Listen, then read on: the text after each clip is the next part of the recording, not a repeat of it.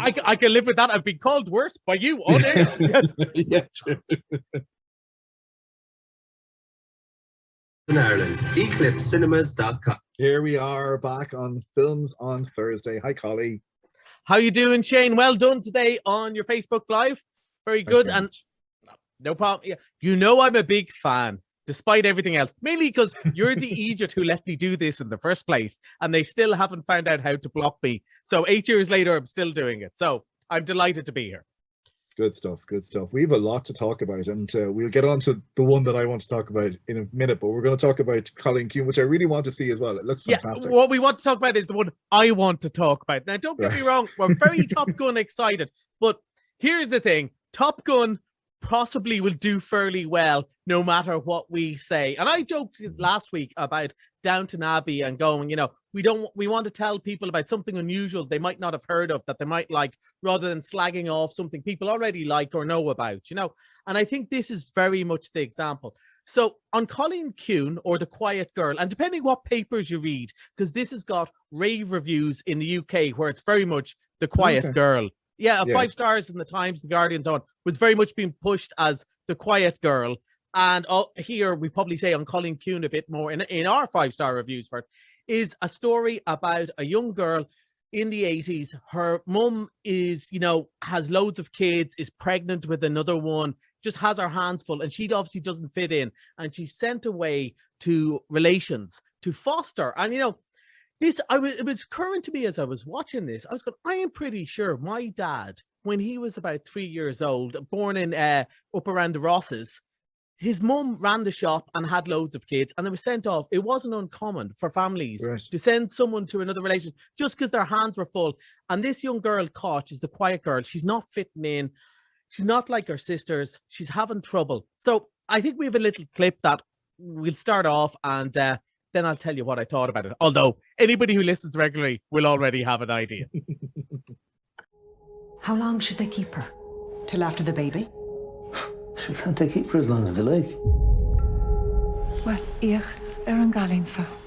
Shasamach, good hour miss bleche cartert. Can work her. She'll head you out of house and home. Oh, don't we all eat in spurts, same as we grow? We'll keep the child gladly. A Johan, ha poitig dul, ha boo.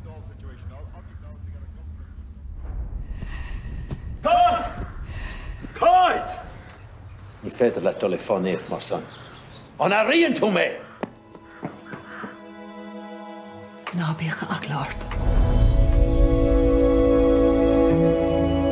You're a visigat. Godfrey. Búchail na ginsa le go onsig. Gan ledín bocht. Isn't your mammy good to you? Cailín Ciúin An Cailín Céanna. Der siúr méid is gádaí ará.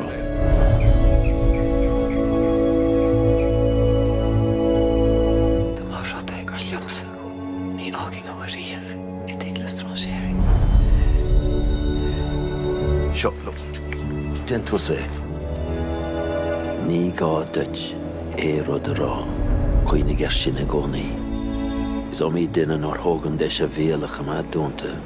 Is a chail mór an dá bhar. Now, there's real Gaeltacht Irish in this as well, which I find a little bit difficult to understand. I'm by no ways fluent, but I would get it if they were, if they were talking in my Irish. I was thinking that as two men, I think it would be fair to say, in their late 20s, we both have been practicing a lot of Irish lately, but this is what is in the Gaeltacht Waterford. So straight away, even with my kind of hybrid of Dublin, Donegal Irish, on saw instead of on shot, really really hit me. But look, I think that's important to say. It is, of course, subtitled, and a lot of the characters speak English. You do not need any Irish to watch this at all. At all. You could be from Mars and you will get this story. But I think it's about storytelling, Jane. I was thinking this when I was watching it, and what's one of the things unusual about it, it's in quite a weird aspect ratio, like the ratio for TV. So it's boxed off, which really helps with the kind of 1980s feeling. Those of us who were there. But it's about storytelling. In recent years, I have watched movies, and I've quite enjoyed them, but I wasn't engaged, where people literally drove a car to space or the moon collapsed. And I was kind of going, Yeah, but do I care? And here I am watching a movie where an old man and a little girl are sweeping out a buyer, not saying anything, and I am glued to it. I am absolutely fascinated by it. And that is the power of good storytelling. I don't even know why this story is so brilliant, why it's got so many good reviews across the board with people who I don't think have ever stepped foot in Ireland. And yet there's universality in it. But I was glued to this from day one. Maybe, in my family, because I have a mix of very outgoing Donegal people and then there's sort of stoic Donegal people in my family, where there's a moment here where a man, without saying a word, handing a Kimberley biscuit, just putting it on the table and not saying anything, says way more than buckets of dialogue could ever see. And I'm sure you had people like that in your family. That little gesture from men born in the 40s and 50s who didn't talk, but a little moment like that, an extra pound of pocket money, buy yourself a chalk ice. And the lady goes, she could buy 6 chalk ices with that. But that's not the point. That's the way. They wouldn't say, I love you, or I'm glad you're here. There's little gestures. I thought this was absolutely brilliant. It's moving.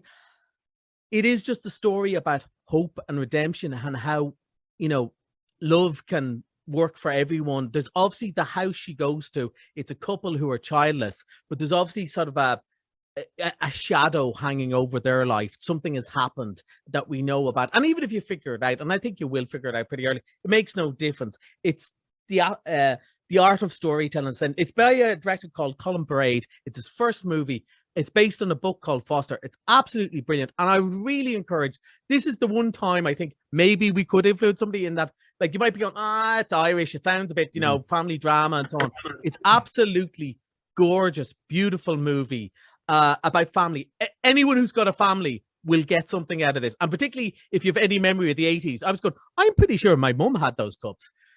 So I think absolutely one of the movies of the year. It's going to be on the Leave Cert syllabus in a couple of years. It's absolutely brilliant. It's good, all-time Irish classic. Please go and see it. Irish movies need your support. But let's talk about something that doesn't. And my favorite part of that is 95 minutes long as well. It's just an hour and a half. So that's on An Cailín Ciúin, The Quiet Girl. Carrie Crowley is in it, who hosted the Eurovision Song Contest with Ronan Keating when it was in Dublin in 1995. And she was in the Moorbegs as well. So. Yes, there you go. Absolutely. 2 nerds. Okay, we have 2.5 minutes to talk about Top Gun. Let's talk about Top Gun. And here's the thing. We're going to talk about it loads next week as well. So there is that. But here's the most important fact about Top Gun. There was a reason it was ready to go at the start of 2020. The pandemic happened. But when cinemas opened, Tom Cruise said, absolutely no way is this movie coming out till all the cinemas are open. The other thing was when the reviews came out 2 weeks early. They don't do that if it's crap. They just don't. Irish Times, Donald Clark, who I really like writing, doesn't like anything blockbuster. 5 stars. 5 stars everywhere for a Tom Cruise movie that's a sequel of a movie he made 35 years ago. This is unheard of. I can't wait to see it. One of the big appeals, I think, is because it's Tom Cruise and he has that sort of power, he went, no CGI flying. No, these are going to be real. Obviously, he's not piloting the plane, but he's in the plane. Somebody else piloting in the back. Apparently, the effects are amazing. It got such good reviews. I read the first lines and went, I'm not reading anymore because I don't want to find out about it. Now, it's opening on Wednesday. We're going to review it properly on Thursday because we'll have seen it by then. Obviously, the main story, all you need to know is Maverick, of course, was that brilliant pilot. He was the Maverick, of course. He was the guy. Can you trust him? He's all the talent in the world, but can you trust him in your team? But now he's the teacher rather than the student. And of course, one of the students happens to be Goose's son, for those who've watched the first movie. But I think more importantly, there's a couple of lads in the cinema who've never seen Top Gun because they're that age. Well, they're that age that is just an old movie. It's for people like us in our late 20s, it's just an old movie. But they saw this and we're going, might have to watch this after all. So if we can draw in people like you and me and other listeners that are going, oh, great, Top Gun is back, and also grabbing new ones. It's going to be a massive hit. Can't wait to see it. Opens on Wednesday. Debbie, I'm so excited to see it as well. But I think over the weekend at some point I will go back and watch the original one because it's not like Back to the Future with me where I know every single word of Back to the Future, but Top Gun, definitely will be watching it over this weekend in preparation for going to see it when it comes out middle of next week. And it's 131 minutes, so just over 2 hours. So not bad. No, we can live with that. We can We'll live live with with it. We'll live with it. that. Do you have any Collie, time thank you. left? Nope, I don't. No, that's Okay. it. Go see Wolfwalkers as well. There you go. Oh, yeah, Wolfwalkers. There you go. Okay, and Morbius is in as Missed It Monday, next Monday. There you go. We got that in. That is it. He is back next week with Shamey.